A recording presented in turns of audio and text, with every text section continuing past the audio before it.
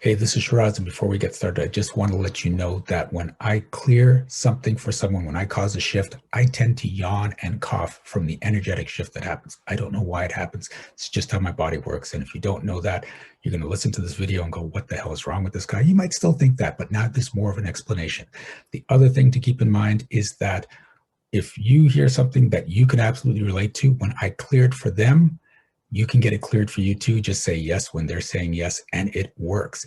I have people that watch these videos every morning to get stuff cleared. This can be your new morning habit too. Okay, that's enough for that. Let's get on with the video. I hope you enjoyed. I hope you get a great shift out of it. See you soon. Why do you think you wouldn't be able to handle success? Because I've always had it temporarily. I've never had it permanently. How did you feel when you had it temporarily? I felt good, but it was like, okay, this is only going to last for a certain amount. And then I'm going to go back through the cycle of enjoying this piece. And then I'm going to have to end this off so I can enjoy the next piece. It's like when I was traveling, I would travel to one destination, have a good experience, come back, then go to another destination, have a better experience, come back, then go to another destination, have another experience and come back. So I think that's what it is. Okay, but what's wrong with doing that? What's wrong coming back? Okay, but here's the thing. But when I came back, it wasn't horrible. When I came back, it was okay. I'm happy to be back. Okay, so it still sounds like a pretty cool life. Like there are people that never go out there in the first place. They're always just stuck there, but you're going out, having success, coming back, and then choosing the next adventure, choosing the next adventure. Is that, for some people, that would be a definition of success?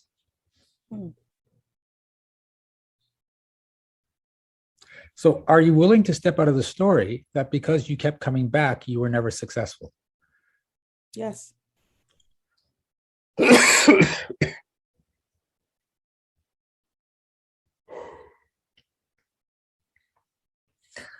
Are you willing to step out of the story that every time you create success, you always end up coming back? Yes.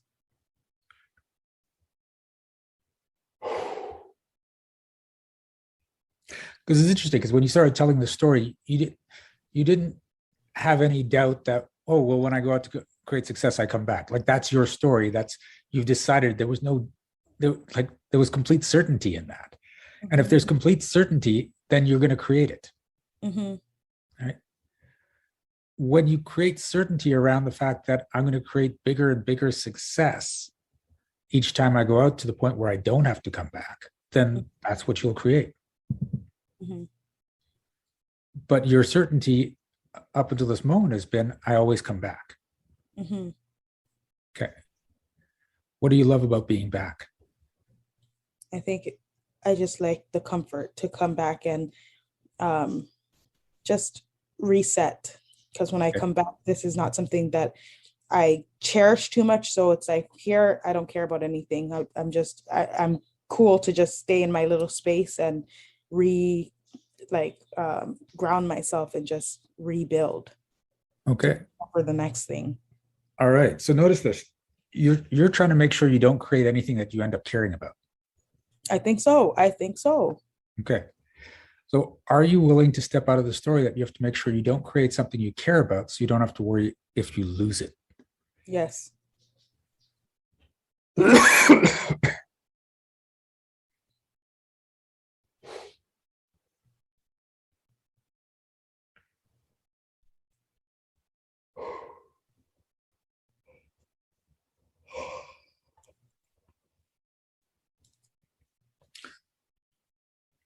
So what if the thing you come back to is $1 million home? And then in a couple of years, the thing you come back to is a $5 million home.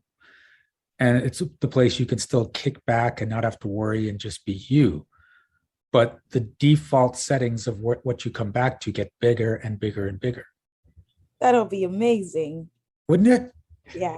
That didn't come up true, right? So that's the problem. Oh man. I think I don't believe that it's possible. I think that's what it is. Okay, why would it not be possible? It is possible. Okay. But you just said, I don't believe it's possible. Yeah, I think I've gotten myself to a place where I don't believe that I would be able to have that to myself. So I don't want to get it because then I would have to share with everybody else, even those that don't deserve it. Okay. So, and this is a big problem with what's going on and why you're not creating. Why do you have to share it with everyone?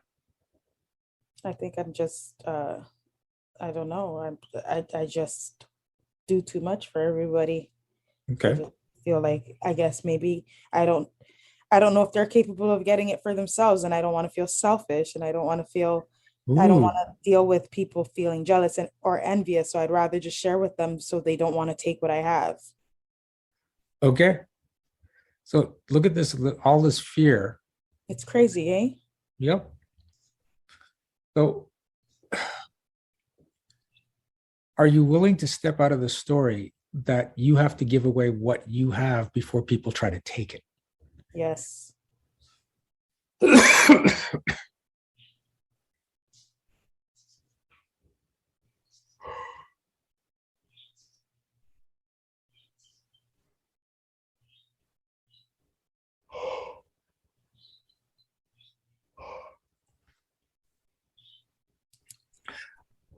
Are you willing to step out of the story that you're responsible for taking care of the people that don't have what you have?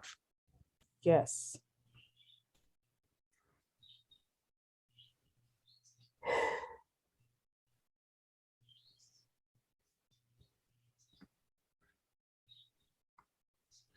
Do you have specific people that are going to try and take what you have? Um, yes. Okay. No, it's not, well, it's more people that I would feel entitled to have to give to. Like there's, yeah, I think the specific people would be my family. Okay. So why are you in? Why do you are you entitled to have to give things to your family? I think it's just how I was growing up. It was what I was told that I had to give. I had to take care of them. I couldn't just leave them. And then I think I just grew up with that. And this is something that we've been working on for a long time, and it keeps coming back. Yeah. How much time do you spend with your family? I don't spend a lot of time with my family, but recently I've been spending time with them because of funerals and stuff. And Okay. then when the funerals happen, then it's I'm spending too much time with them where I'm seeing them every single day. Yeah. So when you're around them, you step back into their stories. Step So back in cycles. Yeah. the old patterns come back. Yeah. So you don't have to, but it's just a natural thing. You're around those people, the stories come back. Hmm. So let's start there. Are you willing to step out of the story that whenever you're around your family, you have to go back to the old patterns? Yes.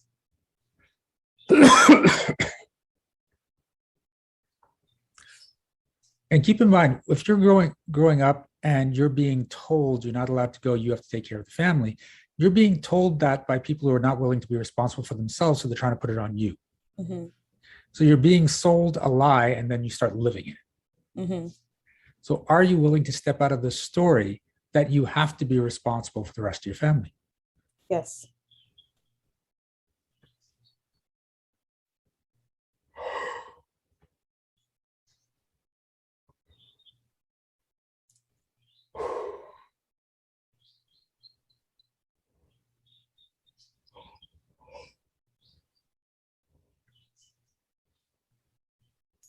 Okay. And the reason this comes back over and over again is because it's been part of you growing up.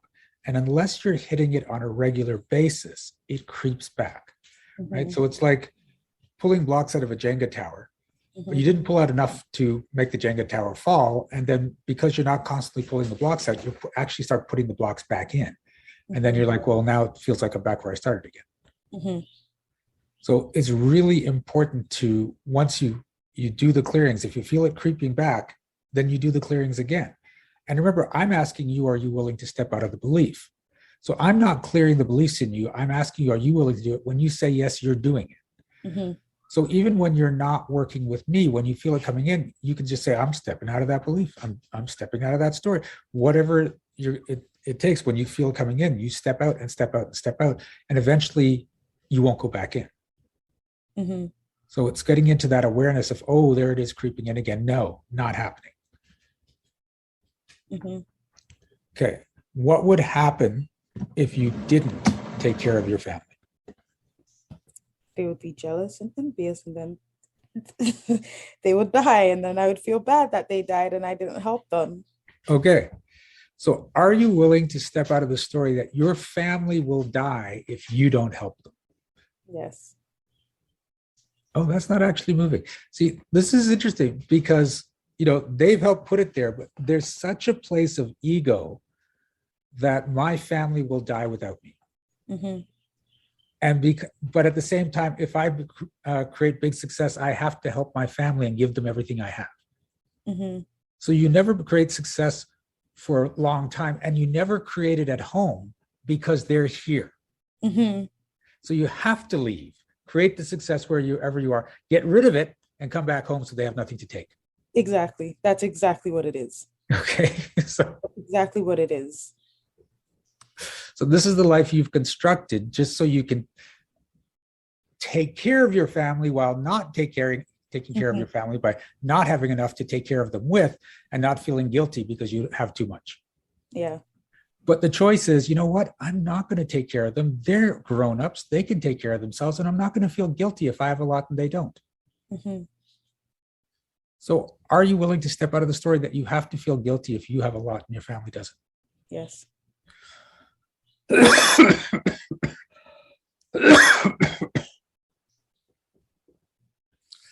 See, and this is not about not giving a crap about your family.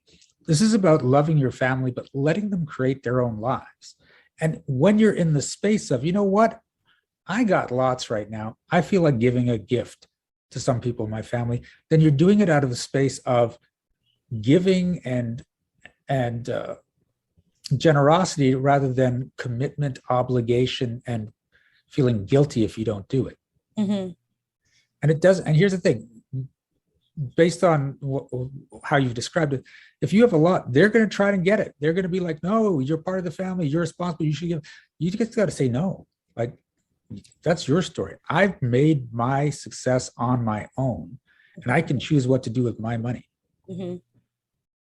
If you're not willing to have those conversations, you won't create the money to begin with. Mm-hmm. Like just the other day, my sister asked me to pick her up. I picked her up. She said she was hungry. I said, do you want to go to Tim Hortons? I let her order her food, and then I pulled up and let her pay for it. And I felt so proud of myself that I didn't pay for it. I was like, Good. wow, I can actually say no, and it works out. Nice. Okay. Now you just got to keep doing that. Yeah. Right. So saying no is incredibly powerful. It's actually freeing. Very. Right. So, and the more you can say no without even needing an excuse, the freer you're going to become. Mm-hmm. Now, that's not going to mean you're going to say no all the time, because now when you want to say yes, it comes from choice and not obligation. And that's funny you say that too, because my cousin had asked me to go pick something up for her, and I said, I don't want to go anywhere right now, so I'm not doing it. And then I left, and when I was coming back, I said, okay, now I'm outside. I can grab it for, I went to grab it, it was gone already. But I was like, Shiraz would be so proud of me because I said no. But then when I wanted to do it, I did it. And even though it didn't work, I don't feel a sense of I disappointed anybody because I was doing it on my own time and on my own accord. So like, I was proud of myself in that as well. So it's like, I'm getting better at having these boundaries and having the ability to say no, but there's still times where I still say yes, even though it's really a no. It's like I'm practicing. Yeah. And here's the thing, you have to lock on to every time you said no and it's worked. Mm-hmm. Right?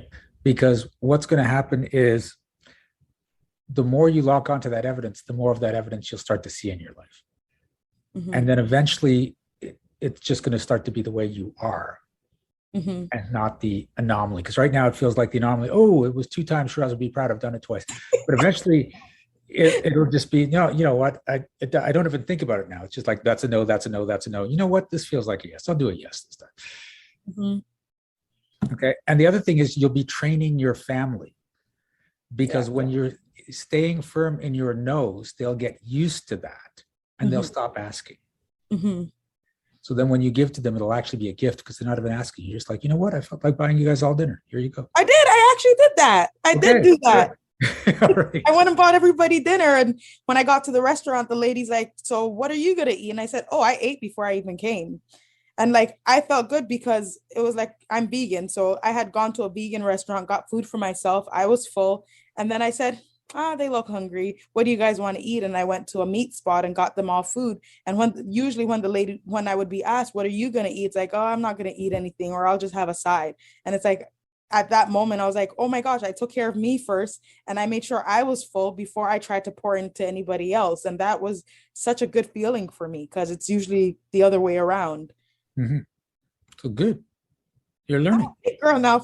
I'll be Shiraz. I'm a big girl now. Yeah. Okay. Look at you all grown up. But that was good. So I guess there is some evidence that these shifts are doing more now as I'm practicing it and I'm actually putting it into work. I see a lot of change. I see a lot of difference. Okay. It's just now there's an abundance that has come and I've halted it because I'm still testing myself to see if I'm still capable of doing this where I'm at, as opposed to when I have an abundance of money and it's like, oh, I don't care. I can just do this. Yeah. And when it comes to having an abundance of money, here's the thing. When you don't have a lot of money, you tend to budget your money, right? When you have a lot of money, you should budget your money. Okay? Okay. It should not change. Right.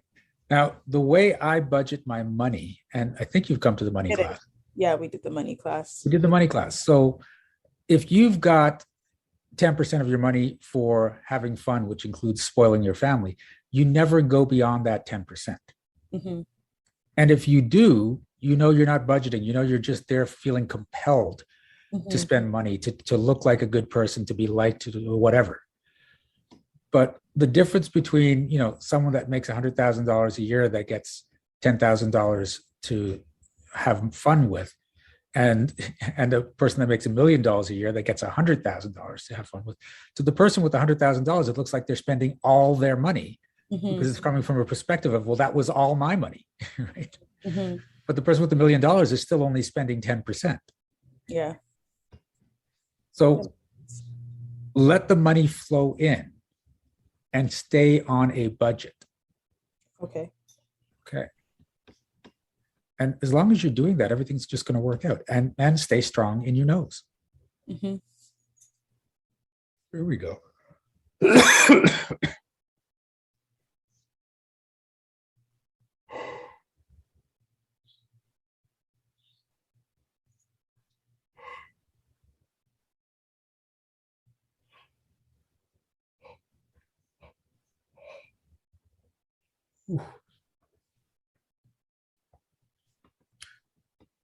Okay. How's that feel? Feels great. All right. Was there anything else? Nope. Okay, cool. Thanks for being on. You're welcome. Thanks for having me. You're welcome. All right. Well, what did we learn? We learned that it's not just Ata. There's so many people out there that feel responsible for their families, have to take care of their families. And the big thing here is the have to. There's nothing wrong with taking care of your family if you're in a space of, I enjoy it, I want to. It makes me feel good to take care of my family. But where it's, I have to, or I will feel guilty, or they will not like me, right? Or, they will judge me and they will shame me. All that is low energy, it's negative thoughts, and it keeps you from creating a bigger, better life for yourself. And whether that's your immediate family or your partner or your best friends, that energy of having to take care of people can be crippling. And it can be literally crippling. Like in my case, I thought I was responsible for everyone in my life. I created arthritis and I was bedridden for a while just to get out of the responsibility. It's amazing what your body will do to you, but it could just be what your bank account does to you, right? It could be that you end up with no relationships, because if you have no relationships, you don't have to take care of anyone because there's no one around, right? When you can care without caring what they think, then you can have some amazing relationships. But most people don't do both. They either care and care what they think, or they don't care and they don't care what people think. And neither situation works out really well, right? Because you still want to care about people. That energy of caring goes out. It affects people. It makes them want to be around you, and it amplifies your success. But caring what people think gets you into worry, gets you into guilt, gets you into shame, and makes you start doing things you don't want to do. So, that's hitting a bunch of the audience right now. Cool.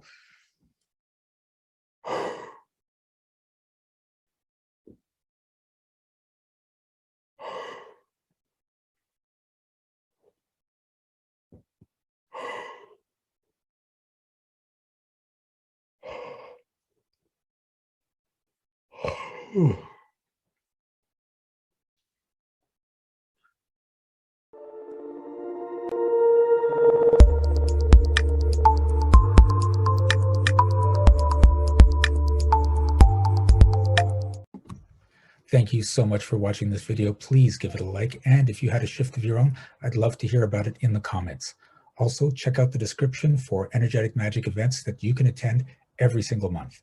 Be well, be aware, and be magical.